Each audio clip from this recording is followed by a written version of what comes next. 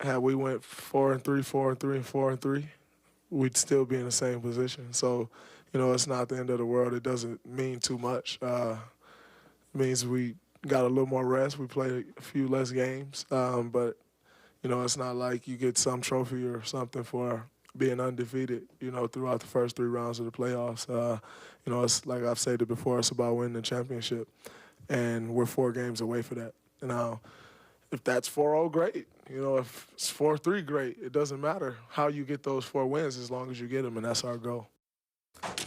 Max, so the Warriors went 12-0, but does that even matter? It really does matter, for the same reason Draymond thinks it doesn't. Like, look, 73 wins last year, right? They didn't win the title. It doesn't matter. Oh, it mattered. It mattered. Now, if that's 4-0, great. If it's 4-3, great. It doesn't matter how you get those 4 wins as long as you get them, and that's our goal. Max, so the Warriors went 12-0, but does that even matter?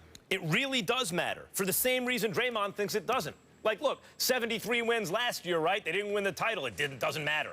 Oh, it mattered. It mattered a lot, because had they won the title, you think Kevin Durant still comes there as a free agent?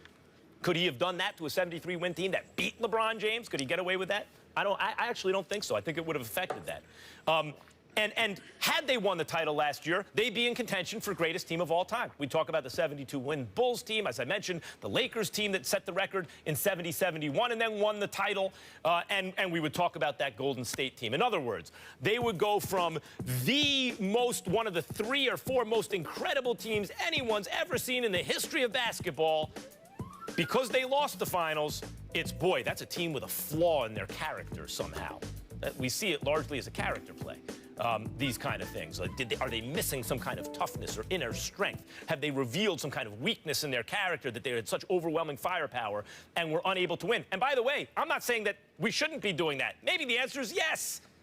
Maybe it's not just LeBron, but it's some weakness in the character of that team that they couldn't get the job done. But the same thing will happen here, Stephen A. They went 12-0. They got to the finals. They win the championship against a loaded Cavs team who, listen, they have 1 playoff loss so far, and we're like, oh, what's happening to the Cavs?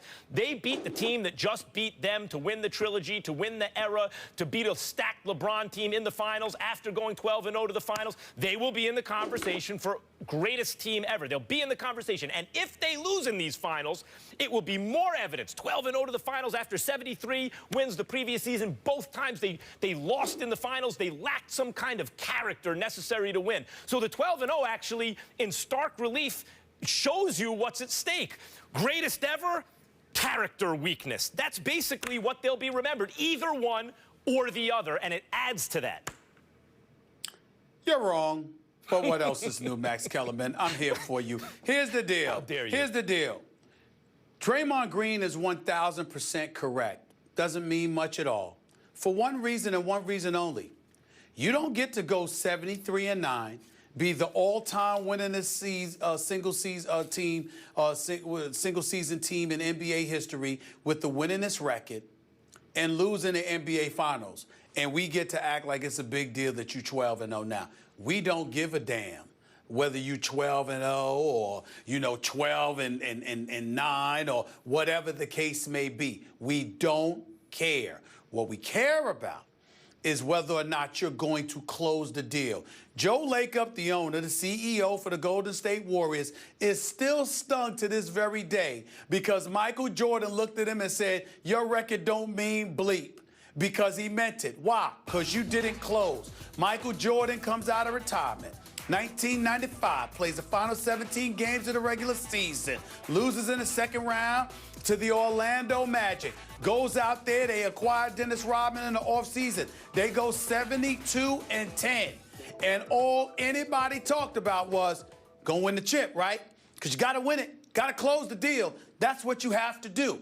They had to close. And you got to remember something that's very, very important, Max. A lot of times I'm on these airwaves, and it's not just the current players that I'm talking to, current coaches, current ownership, but it's also folks from the past, Hall of Famers, champions, others who had a standard attached to them that they absolutely had an obligation to live up to in order to cement their stature within history. And it was about closing. So other people that come along, when we make such a big deal about what you do beforehand, but we don't make a big enough deal about your ability to close, you're letting them off the hook. Draymond, I applaud him, because what he's saying is, we're not getting off the hook, and we don't want you to let us off the hook. This is about the chip, not about wins leading to it. We see it. Listen, we see it the same way. You're missing my point. I think it's worse than not mattering. In other words, Draymond's like, oh, 12-0 won't matter. I'm saying it's worse than that. You get clowned for it.